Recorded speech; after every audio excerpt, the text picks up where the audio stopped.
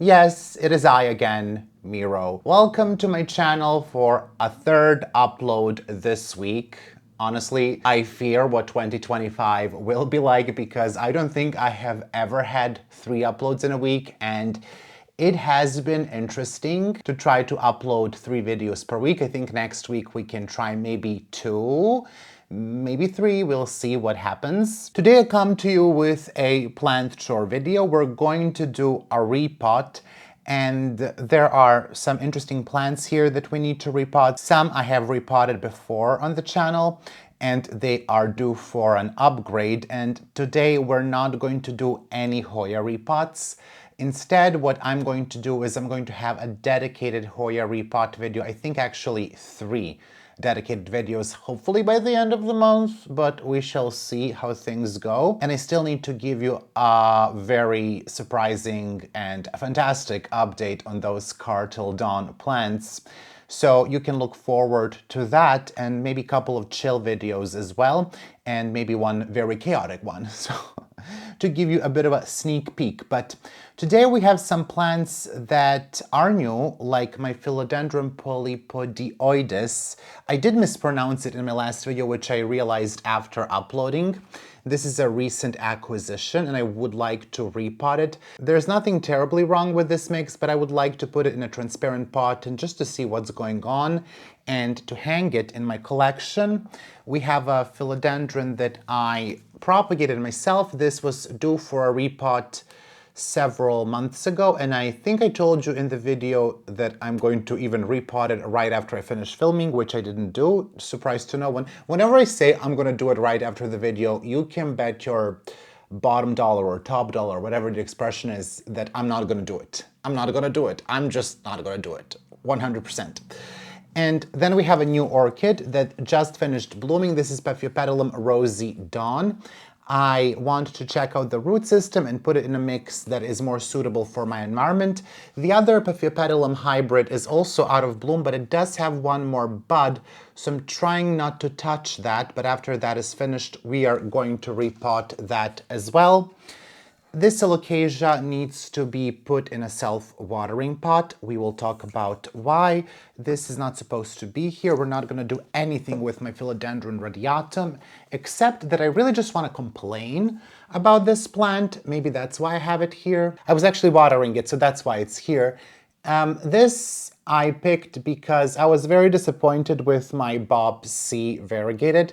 It didn't turn out the way that I had hoped for. And I thought that I would do this one instead because it has a nice leaf. I really want something that is variegated philodendron-y like this. And the one leaf that it came with, it actually came with 2 leaves, but one of them was variegated and it still kind of is. It faded a little bit.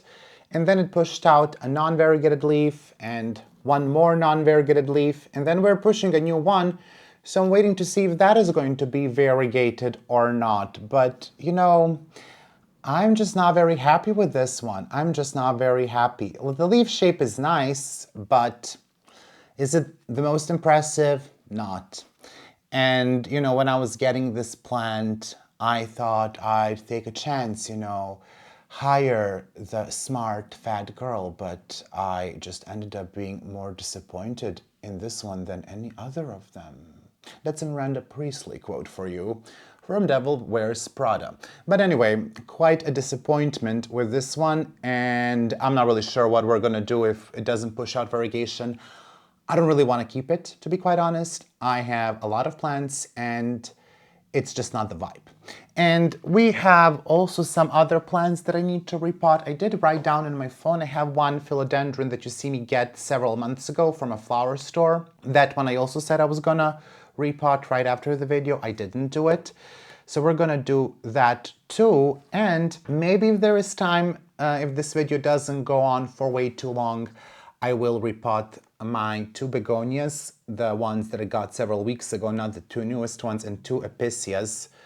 And let me just check if that is all that I want to do. Yeah, that is essentially all that we are going to do today. So I don't really know how long this is gonna be, but in any case, I think when it comes to me and my channel, it is pretty much a very good decision to just grab a snack or grab something to do, because we're gonna be staying here. I have some very fun updates for you as well, or very good updates, which if you watched one of my previous plant chore videos like several weeks ago, maybe you'll be interested to hear, maybe not, I don't really know. But anyway, we're going to start with I think with this philodendron here, I'm going to start and essentially go slowly, see where that gets us. I'm also going to tie my hair because sometimes it does get into my microphone, like in my last video, and causes issues. So we're just not gonna have that because I get super annoyed when I edit, and people maybe don't even notice, but I notice throughout the editing, even when some people, you know, complain in the video about something, and I'm like, I know, I noticed it in the editing as well. Like, who do you think edited this video? Did not come edited to me. So let's just begin. I might change the angle a little bit, so I think we have space. Like, we also don't need the forehead and the bun. And yeah, just start with that. Okay, you do see a little bit of me, I guess. As I said, forehead not necessary. We have here my potting mix for aeroids that I made several weeks ago, and it's a little bit dry, but we're gonna use it. And we're gonna start with this philodendron, as I said, polypoidioides. My camera is quite far away from me, so I'm not really sure how this looks like on camera. I always think that things look worse on the camera, because genuinely on the small monitor they kind of look like crap, but usually turns out to be fine. I also, these Hoyas need to move. I have so much cleaning to do. I really thought that I was gonna go into 2025 with everything cleaned, everything in order, just chill vibes, but that's not happening. That's not happening. So anyway, we're gonna start here and see what the roots look like. I do believe we have two plants inside. A little cute baby. This is quite a good mix and actually very similar to what I have. I see cocoa peat, perlite, and cocoa chips. My mix is essentially the same, it just has bark in it as well. Oh, look at that. That's actually quite a good root system. I didn't expect that. And do we have my slow release? We do. We also have that. So yeah, these are two cuttings. One did break, the leaf did break here, but it's pushing out new growth, so we appreciate that. And I was gonna put it into this pot, but because this is a hanging pot and it's also wet inside because it was filthy and I washed it. But I'm not gonna put it directly into this pot because it's still a little bit too small for that. Instead, I'm just gonna use it as a hanger essentially and put it in a see-through pot, an orchid pot here, which is also a little bit big, but aeroids, you know, they grow roots pretty quickly. I could put it into this one, but it doesn't make sense because it's also smaller than what it arrived in. So let's start with some very nice updates. Again, if you have been watching my video where I kind of took care of my Philodendron billeti, you know that I have started with driving lessons, or not yet with actual driving lessons, but I did enroll into a driving school. I have never taken a driving test. I never attempted. I do have a fear of driving, you know, but it is time. It is time to do it. And I enrolled into a driving school, which is, by the way, quite expensive here. It's like 1,000 euros to get your driving license. I know in Germany it's more expensive and other European countries, but like that's 1,000 euros is a lot for Serbia. And I passed my driving theory. So if you don't remember, if you didn't see that video, essentially you have to take 40 lessons of driving theory, and there are like 1,600 questions that you need to study. And on the exam, you know, they're randomly selected by the computer and you get 41. If you make more than 4 or 5 mistakes, depending what questions they get selected, you essentially fail. And it's about 50 euros to even attempt. And I passed, and not only did I pass, I made absolutely no mistakes, which apparently is quite rare. I did study, I did went cuckoo. I told you before, not only am I competitive, but number two, when I was at uni, me and my friend, we were the top 2 students in our class. I'm a bit cuckoo when it comes to stuff like that. I mean, the nerd with the Hoyas. No one is shocked. So like I went over all of the 1600 questions several times, and I did many test simulations, and I did pass. It was unnecessary to study that much, very unnecessary, but I did it because, once again, a cuckoo. So the instructor was also very shocked. He said like only one girl got 100, last year or something like that. And now me as well. So a very chill, right? A very chill. I mean, you always knew that I wasn't chill, but did you know that I was so unchill? I bet you didn't. So that went really well, and I'm so happy that's out of the way, because when I got sick several weeks ago, I just, I decided that's all I'm going to do, study for the test, because recording videos was a bit hard, and I couldn't do it. And I don't think I skipped an upload, but, I was going to start sooner with more uploads in December. They kind of got twisted here. Let's just untwist. Okay. And I don't know when the driving lessons start. You also need to take 40 driving lessons with an instructor, and you're absolutely forbidden by law to practice without a driving instructor. My friend from Sweden, Carolina, told me that in Sweden you can actually practice without a driving instructor. You just need to be with a driver. But that's actually illegal here, and not only are you going to pay the fine, but you will be forbidden for attempting to even listen to driving lessons for the next year or year and a half, something like that. So it's a bit cuckoo. And I think it's kind of stupid too, because like it would be nice if someone, especially because I am anxious, if like someone other than instructor could help me out, like my sister, or my, oh no, I pushed on the new growth there, but we didn't break it yet. But Gentle was not present there. Or, my friend could help me out, but yeah, it's simply illegal. So I can't do it, and I won't do it. Some people do still do it, and, some people get caught, some don't. But I'm just not a rule breaker. I'm not a rule breaker. And that's that. So I'm going to push this in. Again, it's a very similar mix. And now we will see the roots develop, and I can hang it. And it will just be a little bit easier when it comes to care. So that one is done. My Philodendron polypoidioides. I am probably mispronouncing that again. We don't see any roots on the side, but it will go into this pot, and I have a hanger, and it will hang next to my Philodendron tortum, and hopefully get a little bit more water than my Philodendron tortum, which I do need to water. Now the next one that I will do, I think, is my Philodendron jungle fever. I'm actually quite happy with this one. It has some nice variegation, but it is in moss and it needs to be repotted. It also dried out a million times. We just simply don't know the reason, almost as if someone didn't water it. So it could have grown larger by now, for sure, but it did not. So I'm going to remove the moss from this one. I watered it last night for this video. It was bone dry, but not wilted, just bone dry.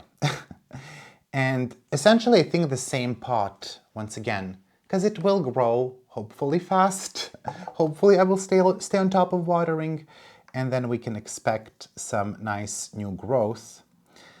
I do wish that I did this sooner, but how else would we struggle and complain if I did things on time? Back to the driving stuff. Yeah, I don't know when the driving lessons will actually begin. I think maybe somewhere mid-January, and then a lot of people get failed on the actual driving test because you have to drive with a police officer, and they can be quite strict. They are sort of in the commission, I think 2 police officers, or maybe 1 police officer and 2 more guys in the back.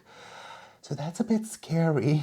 I will definitely be anxious about that. Or maybe I won't. Maybe my anxiety will just be like, this is not an issue, though I really doubt it. And hopefully, you know, by March or April, I will have my driving's license. And then, you know, the law here is that there are certain cars that I can't drive for 2 years, and anything that's like over 74 kilowatts I can't drive. I can't drive at night from 11 to 6 a.m. and I can't drive abroad. So all of those things are illegal, and you will get fined or your license taken away. So quite strict. I really regret not doing this sooner, because when I was eligible for driving, when I finished high school, or when I was still in high school, when most of the people were doing it, I just, you know, I didn't do it. And it was just much more lenient. You could do whatever you want. I mean, like, not whatever you wanted, you still had to pass, etc. But like, there were no limitations. You could drive at night, you could go abroad, because Hungary is very close to me. But none of those things are actually an option. So while it will be useful, it will be limited useful. This moss really decided not to move from the roots, and I'm just trying not to talk too much. I also need to finish my cabinets. They are really, really, really in the need of my help. I am very late with all of my plant chores, partly because of the driving, partly because of being sick, partly because it's just a lot of work all at once. I don't know where the work came from. I don't know, are you happy with your chores, with where you are at right now with your collection? Because I am deeply, deeply unhappy with where I'm at. I thought I would be more far along with all the plant chores, that more things would be repotted, that the cabinets would be established. You know, I really thought we would be far further along, but we're not. So I'm not really quite happy how we're finishing 2024, but we welcome the 2025 and some new plans. I think in 2025 I will once again go to Sweden in spring. I don't really know when the Sweden fair will be this time, but I hope that I do a better job of recording videos. I wasn't really quite happy, and I think I will start another channel in 2025. And hopefully then I can sort of split that trip into like a travel vlog for that channel, and then just plant travel vlog for this channel. But we will see. I have several plans for 2025. I don't really know where I think I'm gonna find the time, but you know, always stay delusional, because if you don't, who else will? Who else will be the magic in your life, you know? Stay delulu. So yeah, this moss really is annoying me. I have some new moss that I need to show you, which when we get to that Paphiopedilum, I will. I'm quite excited to try it out, but I'm not gonna start talking about that just yet. You know, if this was a Hoya, I would maybe even leave the moss, but my aeroid mix has cocoa peat in it, so it's not gonna... I just don't like when cocoa peat and moss mix. I know some people do it. I just don't really like it. I don't really know what it is, but for me, moss can only be mixed with bark or with cocoa chips and nothing else. Like perlite, sure, we can mix moss with that too, but not cocoa peat. Absolutely not. I don't want to see those two things. It just doesn't make sense. Like, is anyone else like this when it comes to potting mixes? Like, some things just don't mix in my head. It's very specific, and I don't think it makes sense. But moss and cocoa peat, they don't mix. Also, I know people mix leca. I don't mix in leca either in my organic mixes. But I will do pumice, so like, make it make sense, Miro, make it make sense. Some companies sell this mix of cocoa peat and leca, I think, in cocoa chips, which I also find very weird. I'm just so weird with mixes. So anyway, let me know in the comments below how you feel about the state of your plant collection. I see in my recent videos that some of you are quite unhappy where you are. I think that a lot of people are once again overwhelmed with plants. I just today said to my friend, I'm no longer interested in buying expensive Hoyas. because it just doesn't make sense. The prices fall so quickly. I just am not really sure that I want to spend as much money on the plants. I want to get a lot of plants, don't get me wrong. I would still like to have a million of them, but I don't know. My viewpoint changed a lot. In the past, I could sell a lot of the plants here, and you know, I was the only one getting Hoyas, so people would get Hoyas from me, and I still kind of am one of the few people that get Hoyas, but no one is really interested. Turns out people can't really grow them, can't really bloom them, so they lost the interest. And I did try to give out advice, but for some reason people here can be very stubborn, and they just decided to disregard that advice. So yeah, okay, you do you. I mean, I'm giving you like all the knowledge that I have, but sure, go ahead, ignore it. Grow that Hoya in a dark spot in a huge pot with like completely inappropriate mix. Do you do you. Don't ask me why it's not blooming then. A lot of the people think fertilizer solves all the issues, and I really wish it did, because then I would take some too. Okay, I think this is the best what we're gonna do here with this moss. So I'm just gonna stop here and put it in this pot. I don't know if this is gonna fit into the cover pot because I have this hanging. Oh, it's not gonna fit, is it? Oh, for the love of no. For the love of no. Oh, such a disappointment. This is too small. Do we hate that? I do, I really do. I don't think we're gonna have enough of my aeroid mix to get through all the aeroids. I have an Alocasia and one more plant in the back, but we'll see. Maybe we do. Hopefully this starts to grow faster now. I also never fertilized this since I got it, and it's been months. So this is going to be a very welcome change. Oh, that's a bit too much of the slow release, honey. I am actually contemplating if I do want to share my new channels here once I start. I was kind of keeping this channel a secret too for my friends when I started, and I'm like thinking doing the same. I don't know.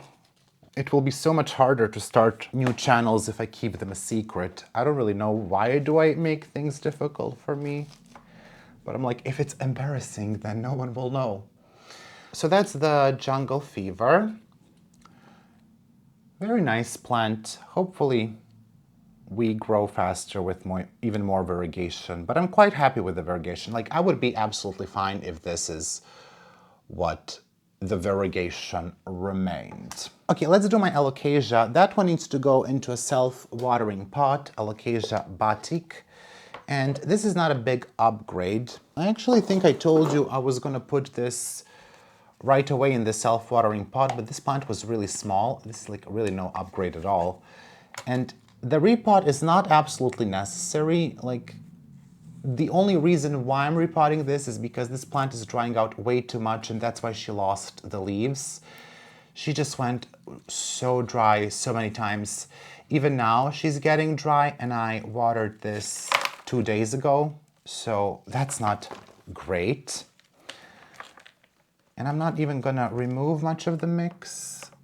Yeah, I'm not gonna remove much of this mix. All I'm going to do is put some new mix on the bottom and around the pot. And hopefully self-watering pot helps her out a bit. We don't even need to put a lot of mix in there.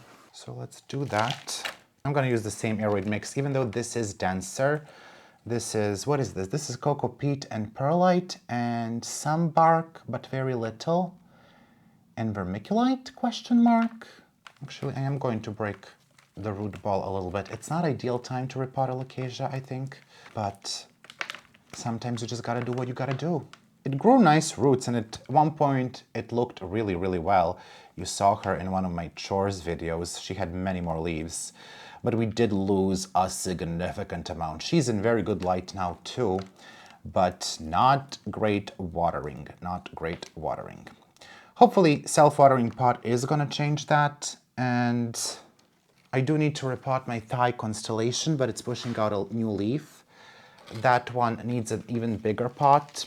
I do think that Thai wants to be repotted more frequently. I saw some very, very nice Thai constellations online that grew from a plant that is about the same size as mine is right now to like quite a big plant in like less than a year. But this person did repot hers like 4 times during that period, which is crazy.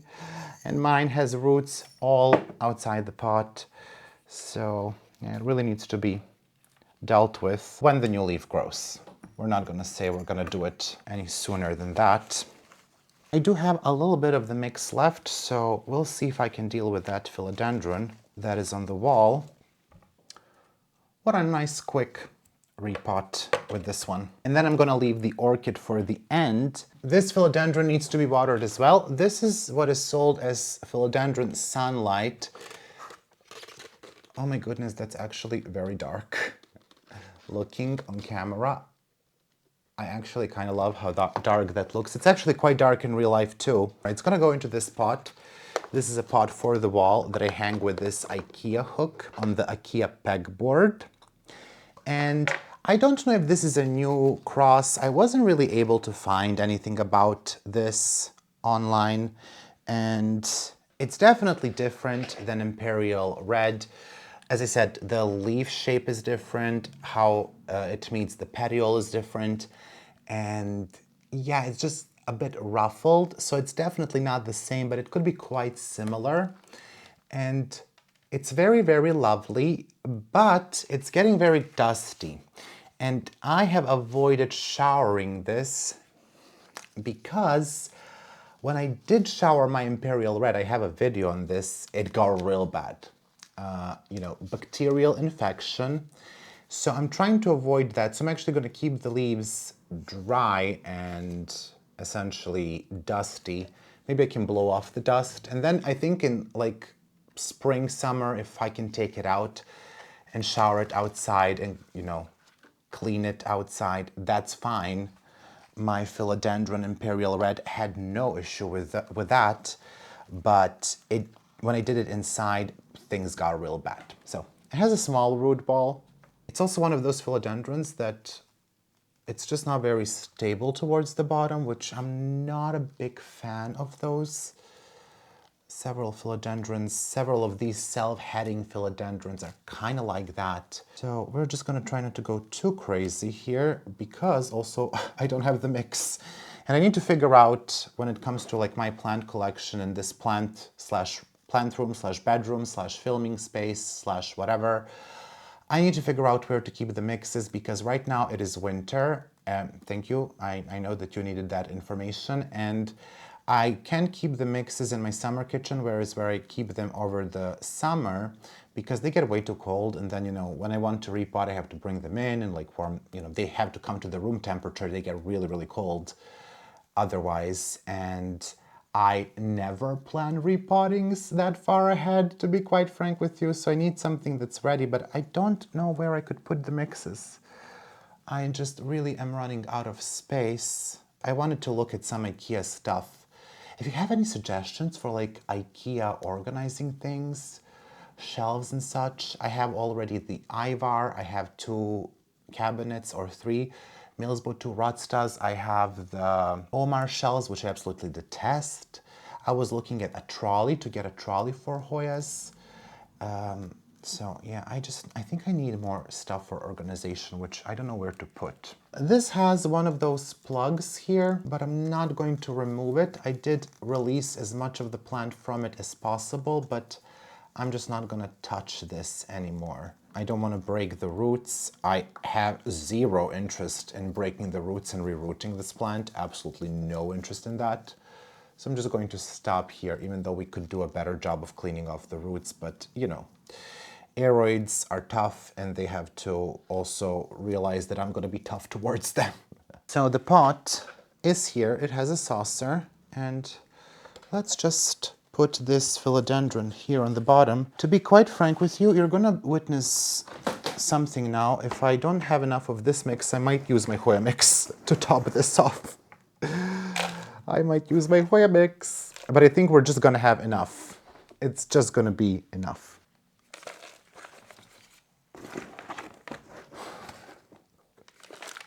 Some slow release. Once again, some, not all, Miro, some. I also love that I'm doing this with my hands, but I do have the shovel.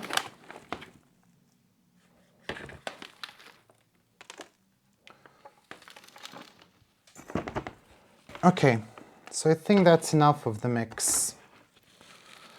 I will have to find something, once again, to stabilize this because it's just not very stable.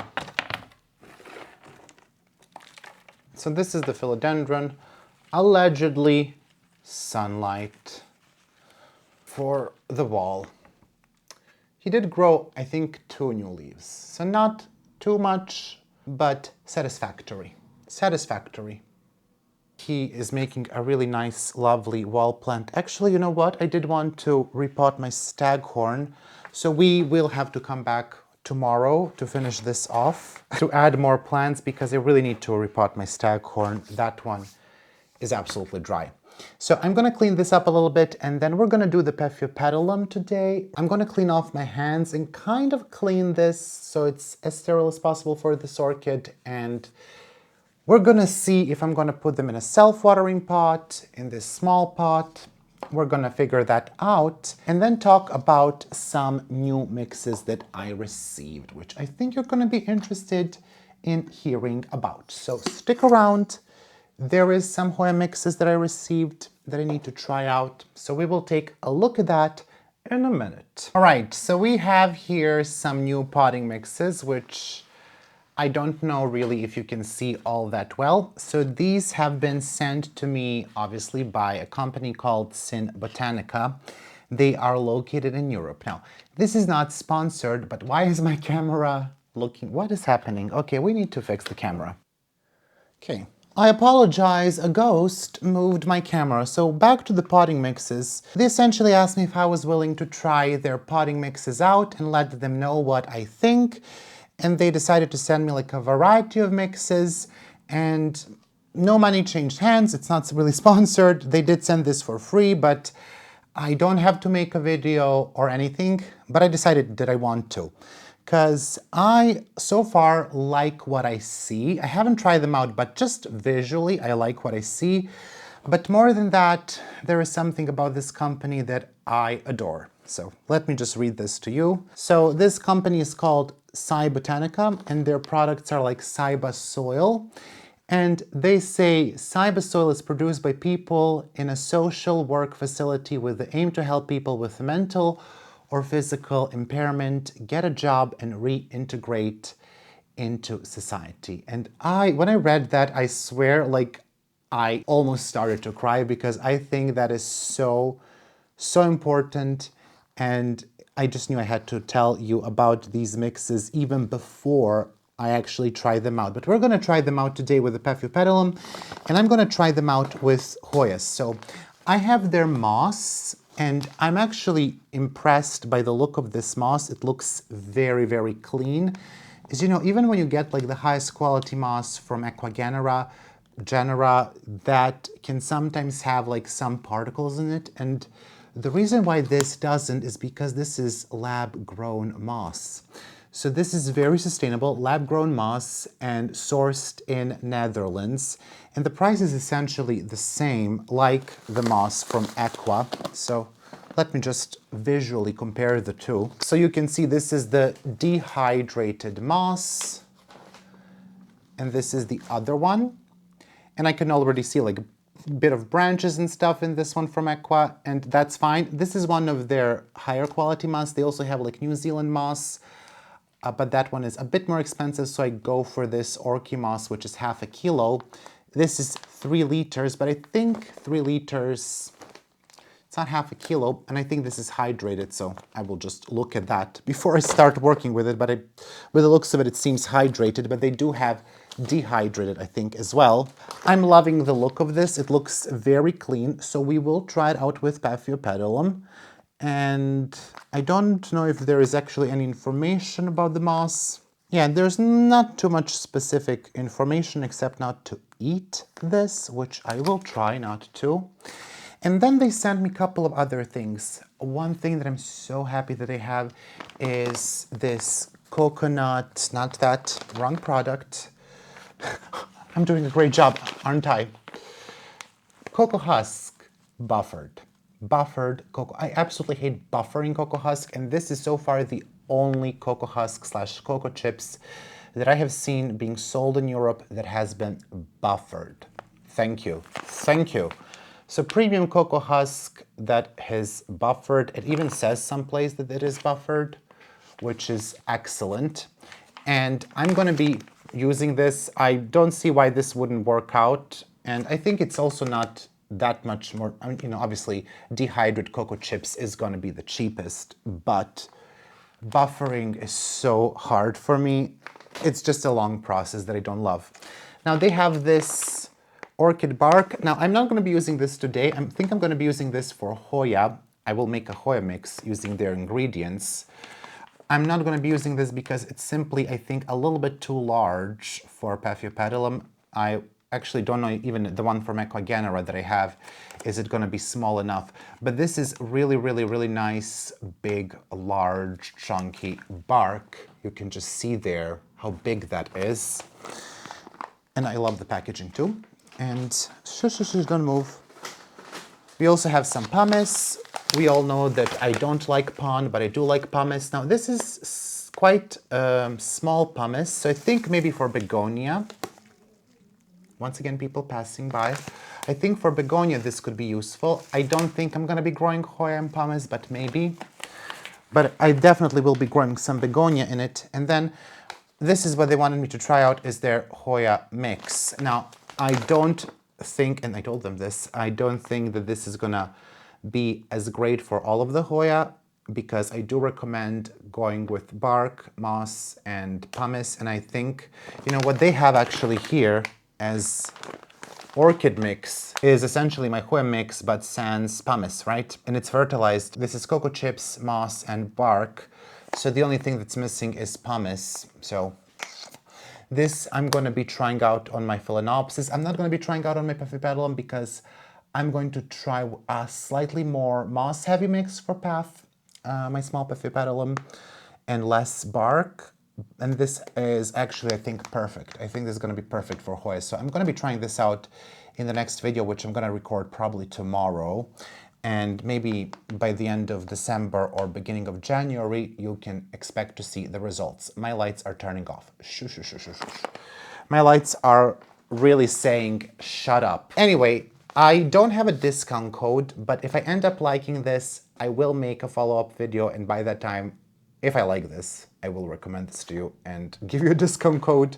For now, we don't have a discount code yet, but I think I'm gonna end up liking it. I just have a feel. I just have a feel. And then you can buy some of this, or you can buy now if you feel confident enough. So let's see what this moss is about, and let's see what I'm gonna put that Paphiopedilum in. We will change the angle once again. When will I be telekinetic? I'm going to just check how large my Ecuagenera bark is. I buy orchid bark +2 for my Hoya. Actually,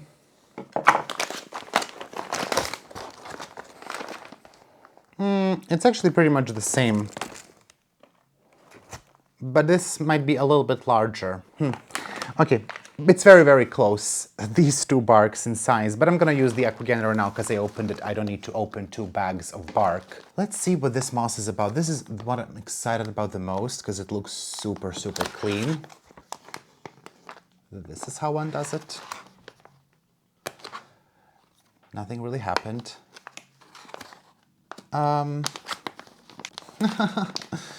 Okay, I don't know how to open the bag. It's actually super easy. Oh my goodness, this moss actually is so good. Oh, wow, actually has a really nice smell to it. Honestly, kind of smells like butter. Kind of want to eat it. They did say not. Oh my goodness, this is so fluffy. Oh, I'm loving this. I love the color too. Okay. And the fibers are reasonably long. Some are smaller, but that's just the case. I don't actually know how much moss we need, so I'm going to start with this much. And let's just put that to the side. I really should have brought something to mix this in, but as always, we do have to be a little bit unprepared. So, Paphiopedilum Rosy Dawn needs to be taken out of the pot. I don't think we're working with a massive root system. I sort of established that in my last video. No, we're definitely not working with the massive roots. We are working with a root. Okay, so were there any roots there? No. So there were not any more roots in the pot. So that is interesting. I am then thinking, since we're not working with many roots, which is understatement of the century, we're not going to go with this pot, obviously. That is cuckoo. We are going to go maybe with a self-watering pot from Susie. Let me just see. Will we fit into this pot? Will we fit into this pot? Asks Miro as I work with the tiniest root system. Yeah, this is what I told you, like Modiaphema, the same. It's the same thing with Modiaphema. They just don't make really massive roots, these very small Paphiopedilums. So that's not great.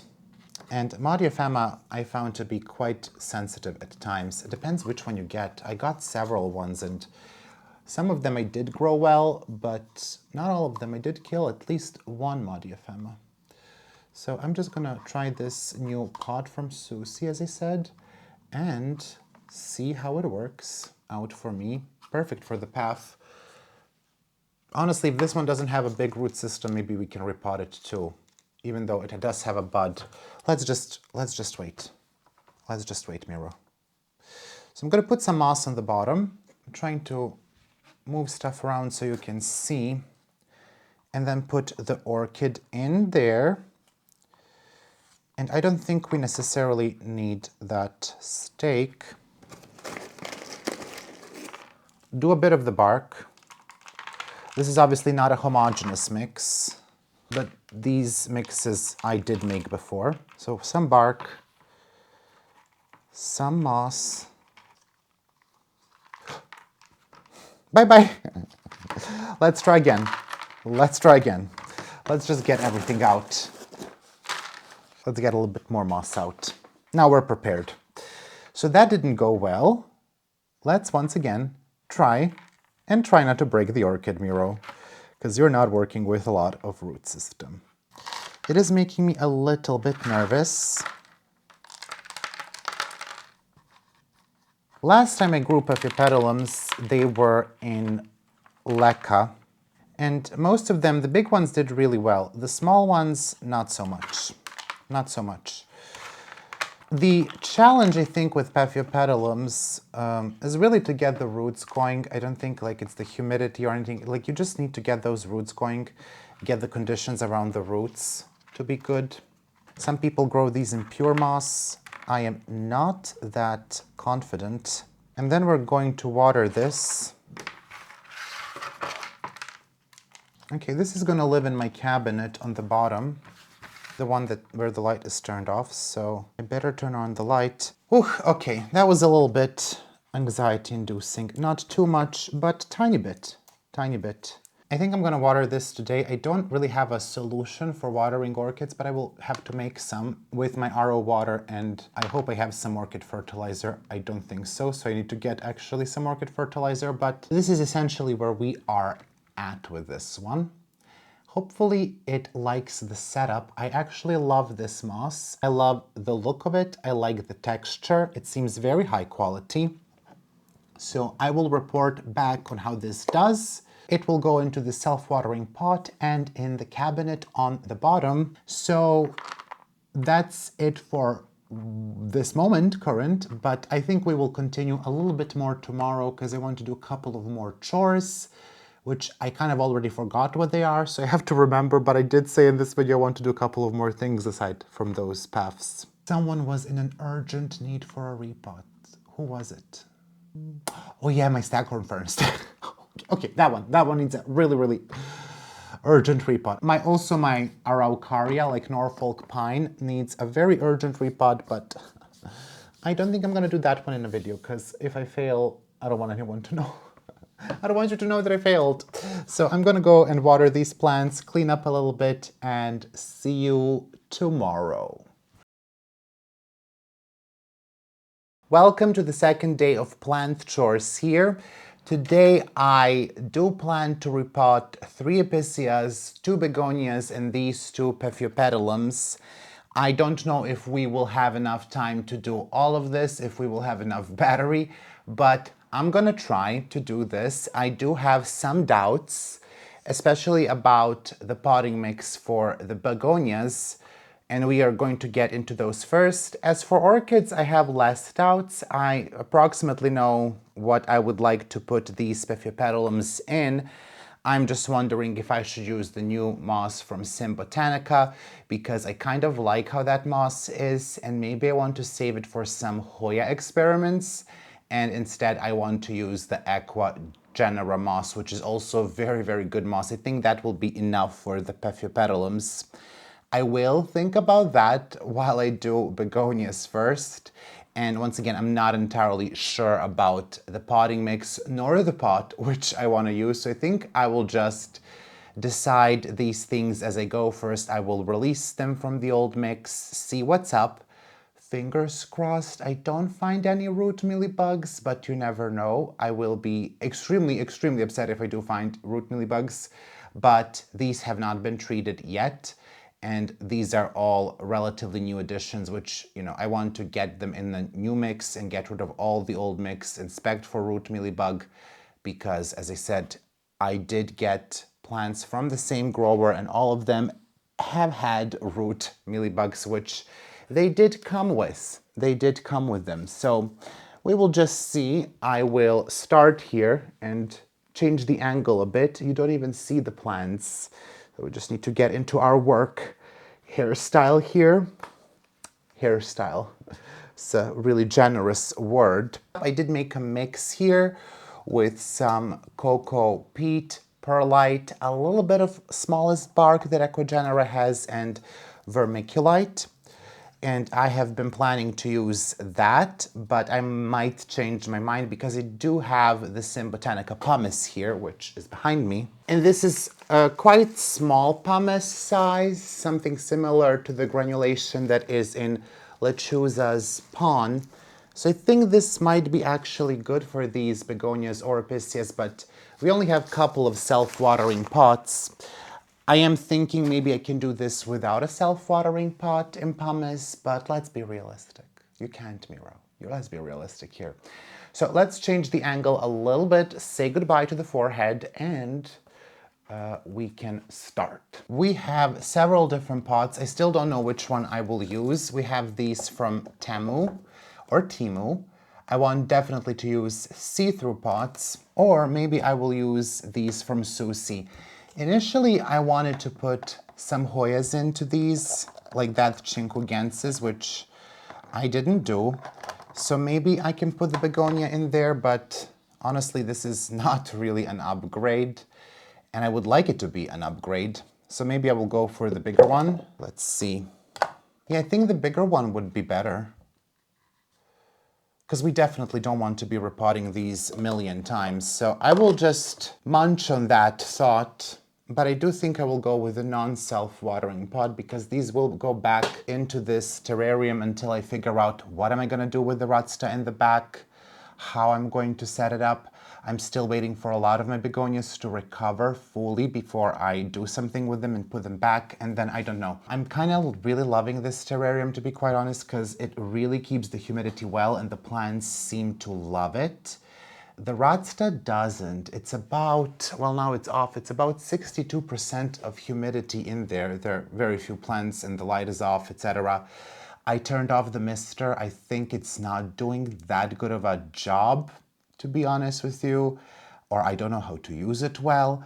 It's spraying, but you know, I don't know what I expected. I guess expected a low maintenance cabinet and I thought that Mister would solve all my problems, and it simply doesn't seem to be the truth. I will move this mix aside, and instead I will bring my trash thing.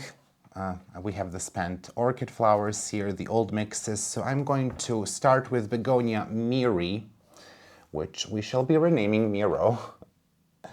And it grew a little bit, even this one grew a little bit. They were really small when they arrived, so I'm really happy to see this is metallic black. Very cute. Last time when I was repotting begonias, I used a mix of small bark. I did have a little bit of cocoa peat. I think I had vermiculite, perlite, and some moss. And the roots grew well, but I think I wasn't watering that mix enough. So I think this time I'm gonna go with something that retains a bit more moisture. I did look into the ABG mix, and I don't have all the components. They ask for the tree fern in ABG mix. We don't have that locally. It's gonna take a whole month if I have to order it. It has to arrive, etc. So I'm just not gonna do that. Instead, I'm gonna use what I have, and hopefully these do well in cocoa peat. This lady grows them in the most regular peat. It's not any special mix, and she doesn't even use perlite. This is styrofoam. So she's not treating them anything special, and they seem to grow really well for her. So let's simplify. Once again, I'm thinking pumice, but maybe I don't experiment with these because these were quite expensive, to be quite honest with you. They were, I think, about $40 each, which is a lot.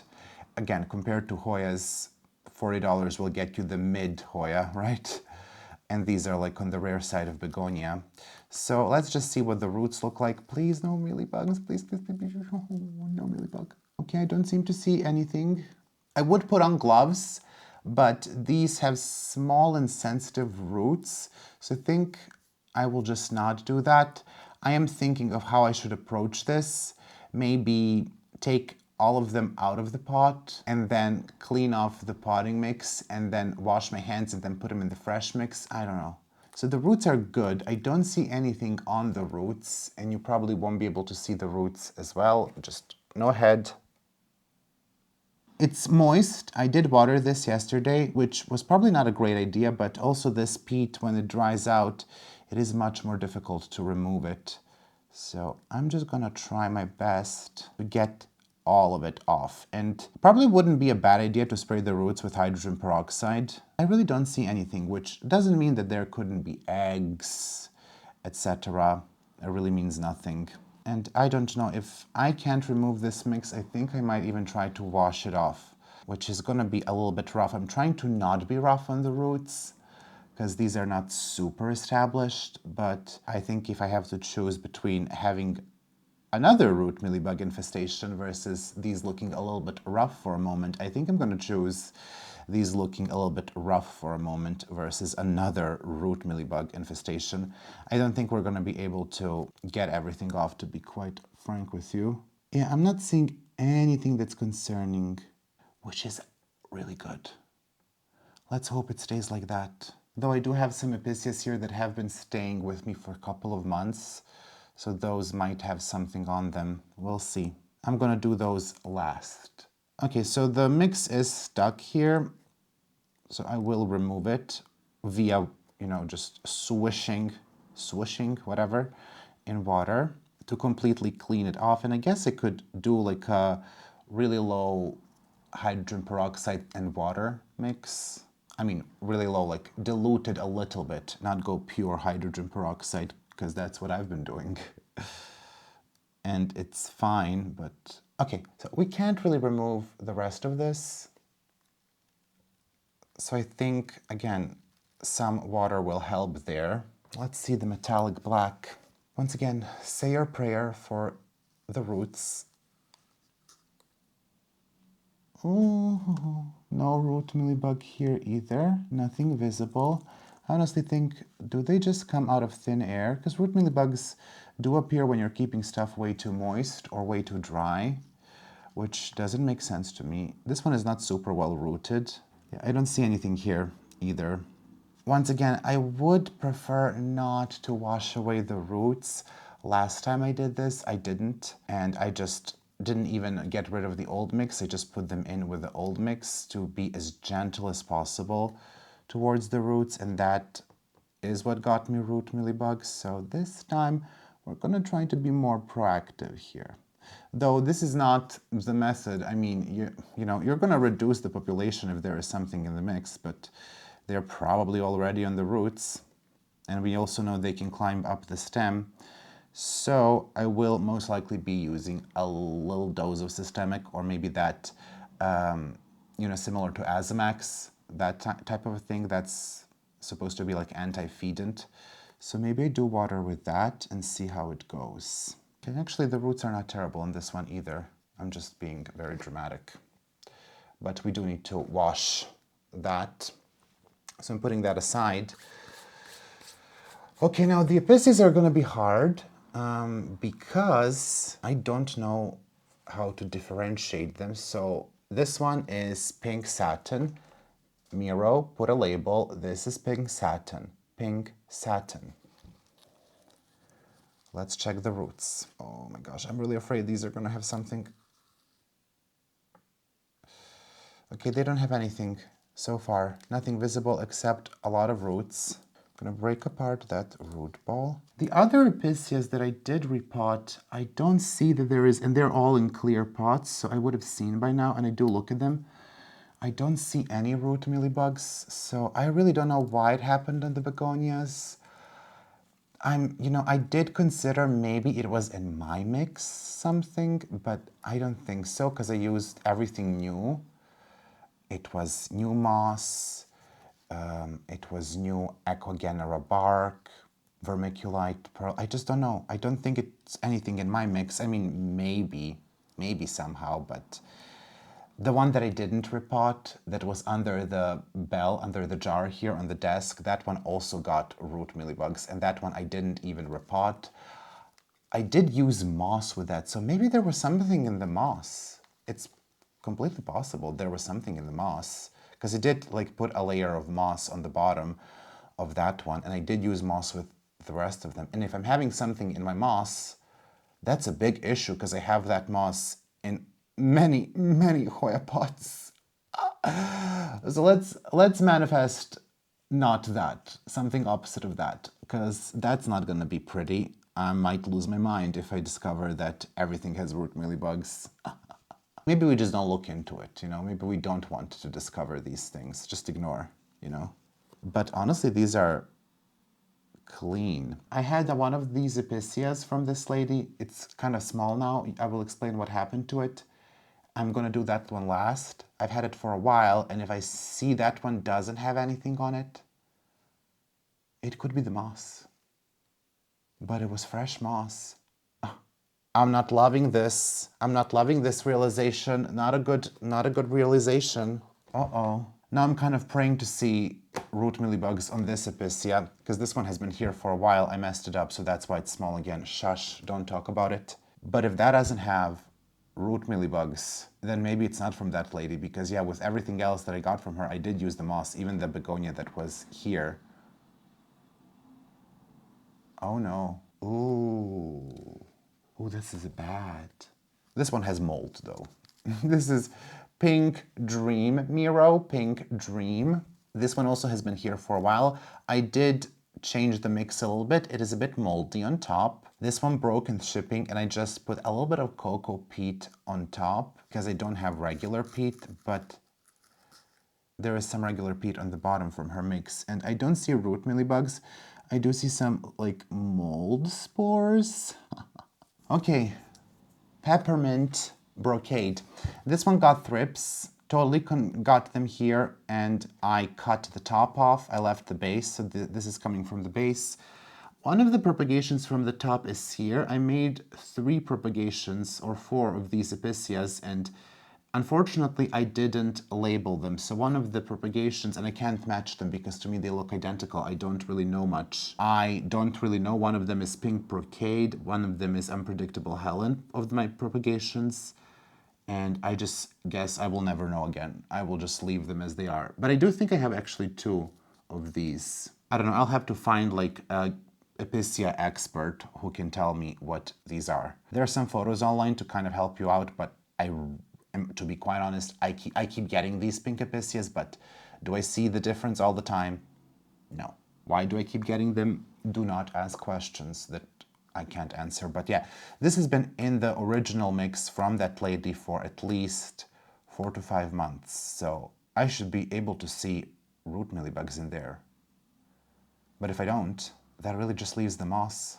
And my friend said, maybe it's in your mix. I'm like, no way. I used everything new. I don't reuse my mixes. But now I'm like, is it the moss? Oh no, there are no root mealybugs. I can't believe that I'm actually praying to see root mealybugs so I can rule out the moss, but oh, there's nothing here. Oh no, no. Because I do still have some plants that these Libicias are in the mix that I made with that moss. Oh no. But I didn't see root mealybugs on those. Then again, I checked very, very briefly because I didn't want to damage them. Well, we might have an issue. I think the root mealybugs, if they would have developed by now. Because those pots were filled. They like really proliferated. Maybe we interrupt a video for like a nice crying session. Well, good news and bad news. Good news and bad news. Good news and bad news. Isn't moss supposed to be sterile? I mean, I will still proceed with removing the mix, just in case. Well, I guess I will have to start looking into all of my Hoya pots really carefully to see if there are root mealybugs. And when it all lines up, like I put my moss on bottom of a small bowl, and then I put that begonia in that to kind of raise the humidity, and I put it under the jar and never repotted it to my mix. That's everything that I did. And it's been in that jar for, from day one. And then the rest of them that I repotted, they were back in the cabinets, but I did use moss, as I said, the mixed moss bark, etc. Those all got root mealybugs, and this one also got root mealybugs, but these don't have any sign of root mealybugs, and that begonia was with me for about 6-7 months, and when I saw that she has root mealybugs, like the pot was filled. It wasn't a see-through pot, so I didn't see, but I started to notice like it got so bad that despite being in a terrarium, despite being watered, she was droopy. So then I started to suspect. So this is kind of not great news. And it really lines up. And then I used probably the same moss on those plants in the back. I mean, that moss never came into contact with my collection. I didn't reuse moss. It's like always new from the bag. I didn't sterilize the moss because I just assumed moss is sterile. I don't think people sterilize the moss. I don't even know how would you. Oh, I broke off a leaf. Okay, well, I'm gonna wash the roots. I'm gonna wash the roots now. Take a little moment to kind of like chill, wash my hands, and we will then come back for actual repotting. So, silver lining. There is a silver lining here. I can keep getting begonias. I mean, it's not as if I was gonna stop.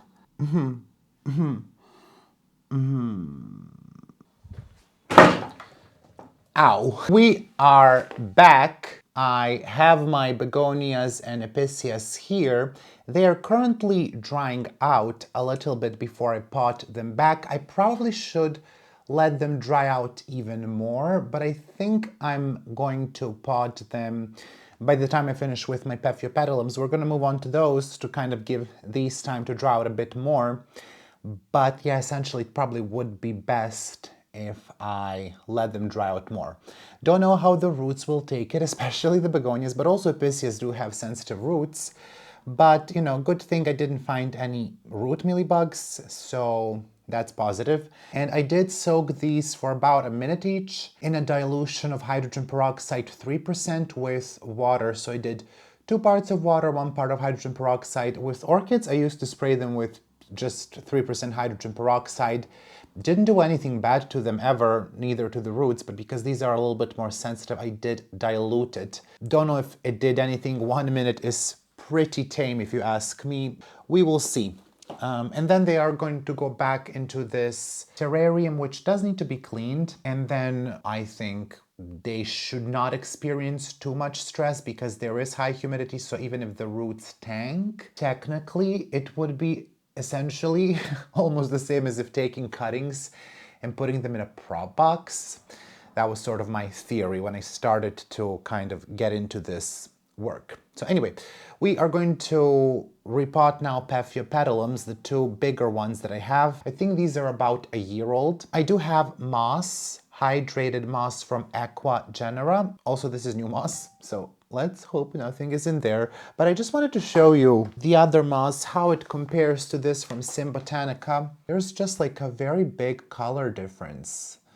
I actually really prefer the look of this, but we're gonna go with this one because I want to save this for some other plants. These Paphiopedilums are not really that demanding. They honestly don't even necessarily need a repot, but since they have been here for a year, I do want to check on the roots, see if something is up, if we have any surprises, hopefully not, and just to put them in a see-through pot so I can kind of monitor how they're doing. So we have my Paphiopedilum Pinocchio. This is a sequential bloomer. It has two stems. I don't really know why this one is so short, but it is. That's just, you know, how it grew. It does bloom. It actually does have one mealybug on it, doesn't it? It has two mealybugs on it, doesn't it? It has 3, 4 mealybugs on it, doesn't it? Okay, well, we will need to treat that with alcohol, treat that with alcohol. I was actually gonna say, because I was watering these last night, and I was gonna say, my last Paphiopedilum Pinocchio, which I had before, I actually threw it out because it had just such a intense mealybug infestation that I kind of gave up on it. And this one seems to be getting mealybugs again. So just so you know, your predecessor did meet his maker because of that.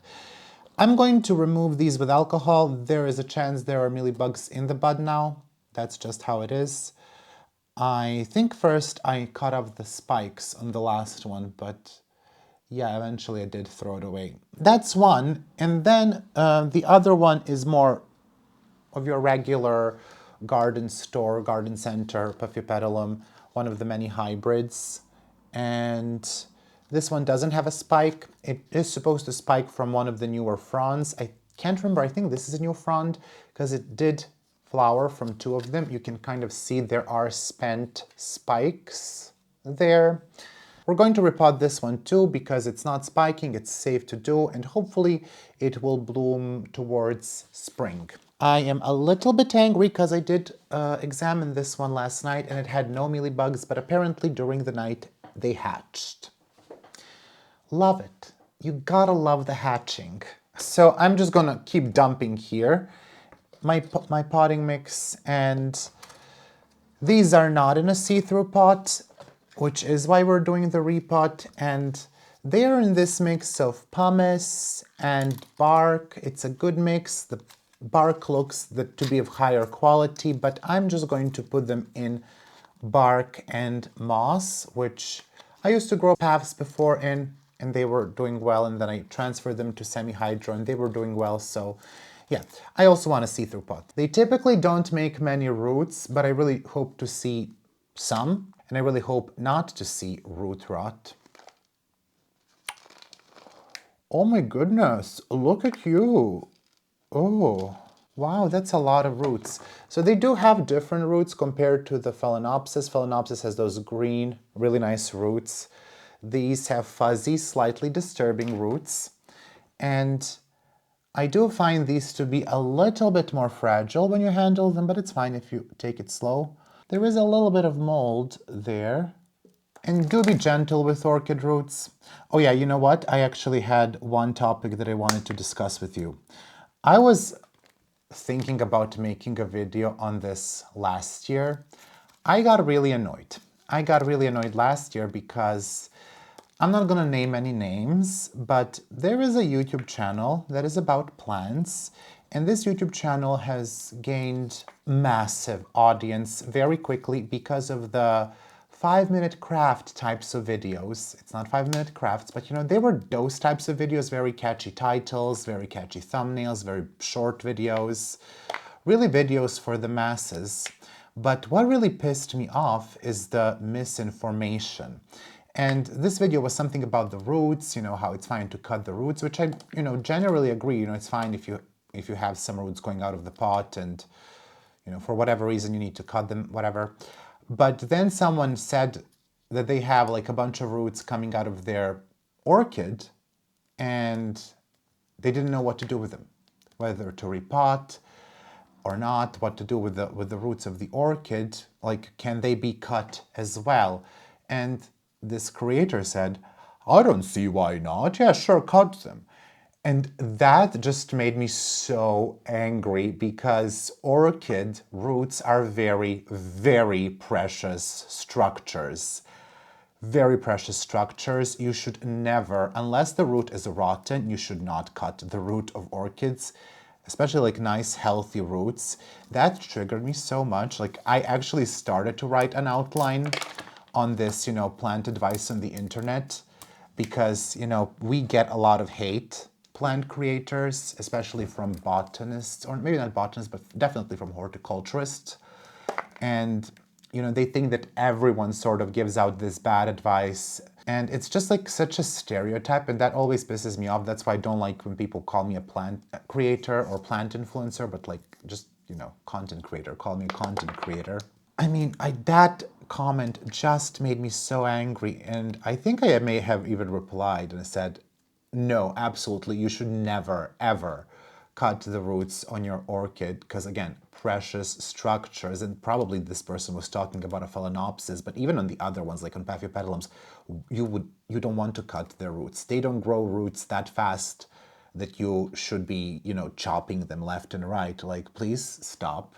Remove the scissors. If it's not rotten, leave it. It doesn't need to be repotted. Phalaenopsis roots can go outside of the pot and they are fine. As long as the mix is fine. It's completely fine if you have roots coming outside of the pot with orchids. That doesn't always mean that you need to repot it. I'm actually, not gonna lie, I'm surprised there are no rotten roots here.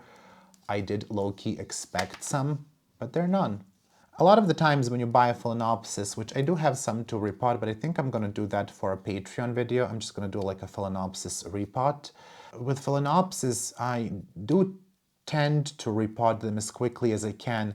Some that I have, that I got in the past year, I haven't. I've been a bit lazy, but those typically don't have really good mixes, especially if you buy like a Phalaenopsis that's 10 euros or something like that, or even under that, like those available at supermarkets. They tend to have pretty bad mixes, pretty bad roots. It's very common to get a Phalaenopsis and there's like, you think there are a lot of roots, but when you start to get into it, most of them are rotten and there's like a single root that is viable.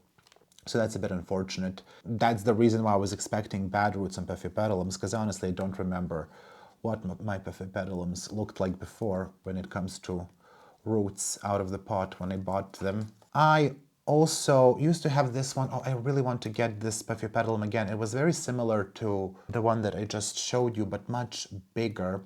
And I think it was also like some sort of a cross, but it was so big and it was such a prolific grower. And at one point, like 1 year, I think 3 fronds bloomed from the same. It was in a huge pot too. I really miss that one. I really wish I did not have to get rid of it. But at one point, as I said, they did all became infected or looked to be infected. Maybe some of them were not, but I just decided to cut my losses and I threw most of my orchids, or all of my orchids, away actually, because of a virus that came from a garden center Phalaenopsis. Let's just stop here. I think we have removed almost all of that potting mix. We don't need to remove really all of it because it was good, some old, but it was good. And the roots are fine. So I actually don't know if it fits in the pot. Does it fit? I'm not going to untangle this. I typically try to handle them less. Yeah, as you see, it's not really an upgrade. I just really want a see-through pot. I want to see what's happening and I want to be able to monitor the roots. It could go in a slightly bigger pot, but I don't have one. So not really maybe the most useful of the repots, but in a way it is. We got to check the mix. We were surprised by the quality of the roots. I'm going to do moss and some bark and moss. and just very gently handle this. My bark is over there as always. I actually decided, since I am up, let's get that alcohol. Oh, it's dark outside. Honestly, this could be 2 videos, but we're just gonna make it into one. We're just gonna make it into one. You know, I do like the idea that, you know, these are longer videos and you do have something to do. I know that a lot of people are bothered by long videos. I honestly am not. I mean, honeys, I do have to edit this. But there is a reason why I'm making longer videos. And once again, I was gonna address this in a separate video. I was thinking about doing a Q&A, and maybe I will repeat that. You know, things on YouTube can be repeated multiple times. The reason why I'm doing longer videos, to put it simply, is because, well, they get more money. They get more money and they're fun in a way because you get to see a lot, you get to spend your weekend with me. You don't have to watch the entire video, you can watch it, especially like when I'm doing once a week. You can watch it throughout the week, but yeah, they get more money. They get more money. I'm going to be quite transparent here. The videos that I did in the past that got, you know, 5, 6, 10,000 views in a week, and you know, those are not the views that we're getting anymore. They would get maybe like in the first month, they would get about $15. That's how much I would get from the ads for those videos. And once again, to be quite transparent, which I don't understand why people are not. I never understood this like in the Western culture, but like also kind of here too, why people are so secretive about the money. I really don't care. Like, you're not gonna find out that I'm a millionaire. Don't worry about that. I think you probably can tell as well. But now, you know, these long videos, they get like 30, 40 bucks in 3 days. And in like a couple of weeks, they get 100. So they're currently carrying this channel along with, you know, my patrons and the thank yous and stuff.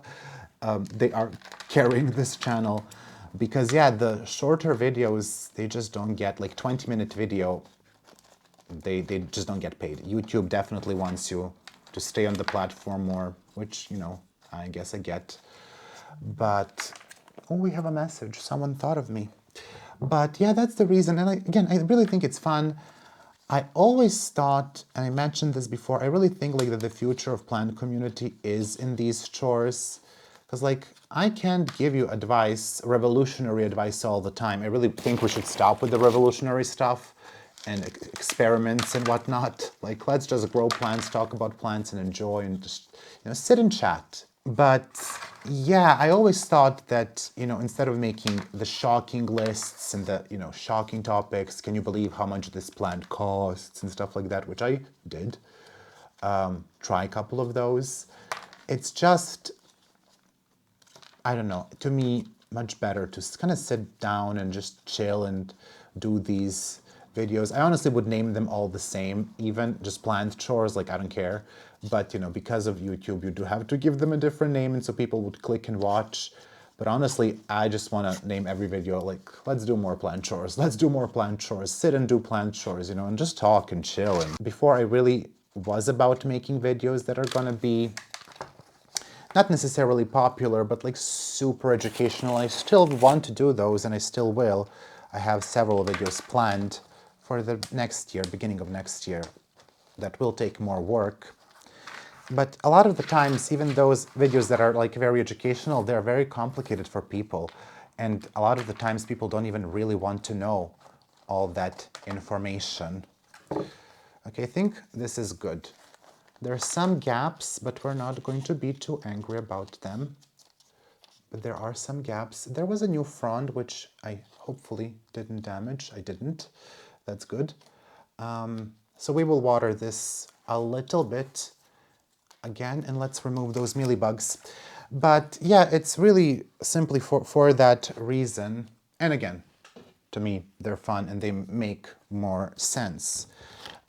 I would honestly love to hang out with someone just doing plant chores. But there's no one here that loves plants as much as I do. I know that a lot of people are bothered by the long videos. I honestly, to be quite honest with you, hate short videos. I hate shorts. I can't stand where we are with the short form content. Like, you watch a short and it's like, check in for part 2. Like, how dare you? Part 2? You gave me the intro. I want everything finished in part 1. Thank you very much. I do not want to check back for part 2, 3, 4, 5. People watch movies on TikTok. Like, do you know that there are movies on TikTok? Like, they're parts of, just go on Netflix, go on HBO. Like, what are you doing? You're watching movies in the forms of shorts. It's insane. I absolutely detest this short form content, and I think it's rotting our brains. And everyone thinks like, oh, I don't have time to watch longer videos. And I say that too. But then, I also get caught in the shorts as, I start watching the shorts. And before you know it, I spent like an hour just watching ridiculous, stupid shorts because you get caught in the algorithm. And I'm like, what the heck are you doing? Like, just get off your ass, and do something. Or watch like a nice, good video. I don't know. Essentially, I'm not bothered by the long videos anymore. My reaction at first was like, oh my God, I hate long videos. But they are kind of popular on YouTube. They are kind of like, video podcasts, essentially. You get some visuals, we get to chat, or I get to chat. I really wish there was a way. Honestly, like, if live streaming was a thing, I think I would like live stream plant chores at one point. Also, if my internet provider decided to give me the optic internet that I have been paying for over a year, and they promised to provide this optic internet within like a month of me signing that contract, and it's been a year, and I still am on the crappy, slow internet, I would maybe even do live streams of plant chores, because I think that would be fun. No, those people are liars. Anyway, triggered. I kind of removed those mealybugs. They're probably going to show up again, because that's what they do. They have nothing else but to show up again. I don't know, when did people get the impression that I'm here to teach you? I'm here to share what I'm doing. If you want to watch, you tune in. I'm not a teacher. I just try things out, see what works. I just try things out and play with my plants. That's what I do. I mean, I do think there is sometimes good information, a lot of the times maybe even, in the videos, in these long chores that I say, but I know that no one's gonna get to that, and I probably should eventually compile all the smart things that I say, because I do think sometimes I do say something that's smart. I surprise myself in the editing too. Let's check this one. Oh, I think this one has a bit of a rot. Where's that bark? This one seems to be stuck a little bit. Oh, okay, you're moldier. Well, I guess that was a good reason to repot. Mold is not great. This one has less roots, but it has more active. You can see what active growth of the roots looks on Paphiopedilum. It's a little bit like yellow tip. This bark, more of this has started to break apart. Definitely. So it's good that we're doing the repot. I'm not really looking for feedback if you like the long videos or not. I, again, know that some people don't. Some people think it's just useless talking. Whatever. I don't really care. You're not the content creator. I love when people give you advice. Like, you should do this to get more views. Oh, really? How many subscribers do you have? Have you ever tried YouTube? Do you know what your audience reacts to? Didn't think so. Okay, so this one is slightly smaller with the roots, still pretty robust. I am interested to see what this one looks like, so we will repot that in the future. I almost said futura. That's not the word even in Serbian. Again, a bit of moss on the bottom, a bit Miro, a bit. And for this one, this is like a really, really nice fit. I'm thinking also, like, do I really want to keep that Paphiopedilum Pinocchio? I haven't been feeling it, even with the flowers. When I first got Paphiopedilum Pinocchio, I was in love. Not that one, the one before that. I was in love. I was looking for it, and I was in love. And I don't know, I'm not really sure that I love it as much. I think, that's the thing, the issue with the plants that bloom too much. It's like not special anymore. It's like, it's in bloom all the time. It's so interesting how quickly we get bored and like a little bit ungrateful. I mean, like, it's absolutely magical that you can grow orchids indoors, that we have figured out how to propagate orchids from seed, how to grow them, which is a super difficult process. Like, it's actually genius that we managed to do that. And then again, we still don't appreciate them enough, you know? I don't know. Not just with the orchids, like with all the plants, I feel like we just, like, you're growing a tropical plant in your cold ass home. What else do you want?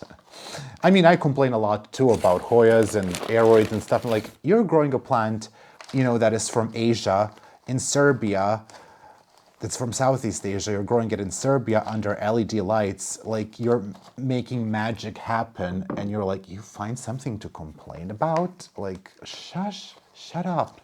The botanists of the old despise you. So we repotted this one too. Very quickly, we are moving on to the Begonias and Episcia. I will move you a little bit because these are smaller plants. Let's start with the Begoners. Let's move you a little bit back. So this is the mix that I made. It's cocoa peat, perlite, some smaller grade bark from Equigenera, and vermiculite. And hopefully that's enough for 3 plants. And we will just do these small pots from Temu. Let's just grab a begonia. No, they're not super dry, but hopefully it will do. Yeah, I really think it's not a great idea to be potting roots that are wet because they're gonna be a little bit smushed together, but I'm gonna try to just untangle them a little bit. I really should have dried these out. Despite knowing that what I'm doing might not be right, I shall be proceeding with the doing. Hopefully, you know, when I put them in that terrarium, they will be fine. It looks fine. Yeah, the pot is maybe a little bit big, but they will grow into it. They should pick up right now with the growth. So let's do the next one. I really need to order more of these pots. I've been saying that for a month now. This one is a bit hard to pot. It was kind of laying like that. So I'm not a big fan. I like easy repots. No one's looking for a challenge here. I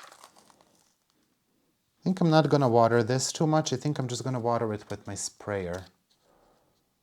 With my hand sprayer. I think that's the best. If I take it to the shower, it might get way too damp. Now my Episcias did get a little bit water on the leaves, which did not go well for me last time, so I hope that it's fine this time around. Okay, I'm just gonna pot that. Oh! Also, I don't know, maybe I shouldn't pot them in the same mix because the rest of my Episcias are not in a mix with bark. But I'm just gonna go with it because that's the mix that I have right now. I will have to clean off these leaves at one point too. I'm not particularly worried about this if it rots. They, again, root super easily. I was kind of amazed how quickly these can root. So I'm not that worried about the Episcias. I think we're not gonna have mix for one of these. This one is not ideal. Not ideal because this one already broke off and the stem is super short. I think for this one the best would be to actually fill the pot and just like make a hole and let it sit in there. Actually fill out the pot a little bit more. Make a hole and let it sit in there. Oh my goodness, I absolutely made these leaves so filthy, which is kind of annoying. Maybe when they dry out even more, I can just clean it off with a brush. Yeah, so this is not really a lot of mix left. There's barely any. Just gonna grab whatever I have here. Oh boy. Okay, we can't spill. Miro, you have very little mix. Let's just...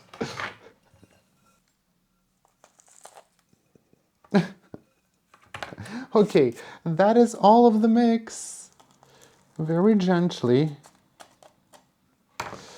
Yeah, we miss so little. This is so unsatisfying. We can make it work, come on. You know what, I'm just gonna leave it. I will probably make a bit more mix, but I will do that after the video. I'm missing so little of the mix to finish this one. So I guess I will be making that.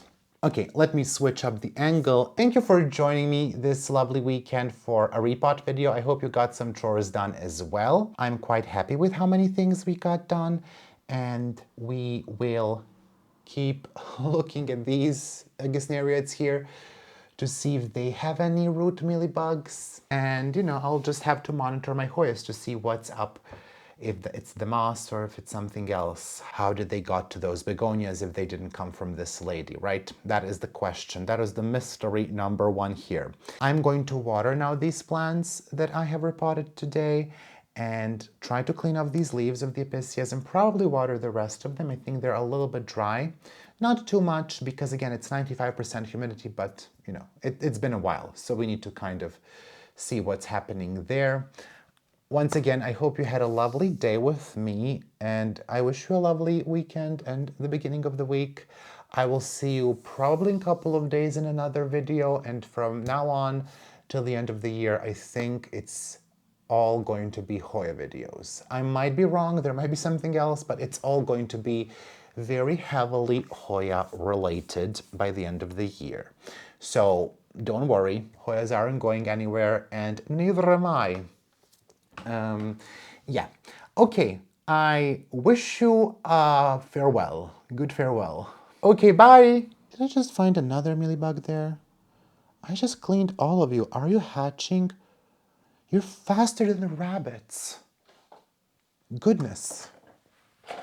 Stop breeding. I would like to thank all of my patrons for their incredible support. A massive shout out to my $5 patrons, my 2 anonymous patrons, Alex von Siebenthal, Amber Clear, Anne Margaret Moen, Angela Bernard, Angela Parrish, Anna P. and C. Aspen Drake, Betsy, Brett Noble, Connie Pagano, Daniela Danube Daniels, Dipanjali Rao, Ether W, Erin Keenan, Elena Saxon, Ellen, Farah, Ferdis Verdance, Gathering Moss, Gina Geisid, Gina Radovic, Go Green Tropical, Gross, it's Kyle, Growing Nurse, Hannah Matlin, Heather Uppingham, Hoji Scott, HoyaCuttings.com, Yana Griffin, Jessica Chio, Jonas Bayer, Hjort Larson, Joshua Davis Riley, Jovan Denot, Kara, Catherine P, Casey Gross, Callie Gallagher, Kelso, Kimberly Polka, Kiwi Mochi, Christy Ehrlich, Ellen, Bergley Mooney, Lisa Mary MPLS, Lucas Erchevsky, Mandy Milliken, Marcel Har, Maria Stein, Marina Yarmolich, Mars B, Marty Miller, Mary Rose, Melissa Walker, Michelle Heron, Mirka Grun-Roos, MJW, Moa Edmund, Miss Seidenhar, Nelly Yang, Nihabasu, Nicole Maroney, Nguyen, Nita Macy, Odette, PJ Plandrid, Syke Zera, Rachel Peterson, Rebecca C, Sandra Cornelius, Sharon Bone, Sophia Ariane, Starla Van Lith, Stephanie H2O, Tessa Martins, Thomas Marsden, Tia B, Trista Bailey, Tristan Thomas, Wendy Rossman, Xenia Green, Youth of the Walamut, Zaira Rivera, Zordarama, and Zlokov Niponi. Also, a big thank you to my $3 patrons: Karen Kilone Constance, Daryl De Rosario, Eden Corlett, Yana, KPZ, Lindsay N, Mary H, Monica Wykers, Nella, Nerdy Kathy, Renee Church, Ringlov, Sheila Casper, Tangwata Nasria Cool, VH, and Wendy Foreman. And a thank you to my $1 patrons: 1 anonymous patron, Anna Malia, Alice Borland, Andrew G, Aquila, Brandon Pacheco, Catherine Molina, Couture Helvetica, Emilia Bronson, Jolie Sullivan, Kayla Vavra, Kelly Ash, Chris Perez, Laura E. Jackson, Lauren at Tugboat Plants, Lorianne Subramaniam, Luzmin Fernandez, Marga F.V., Mary Diamond, Neely Spicer, Olivia Chin Mueller, Pacific Northwest Plant Lady, and Tracy the Eyebeller.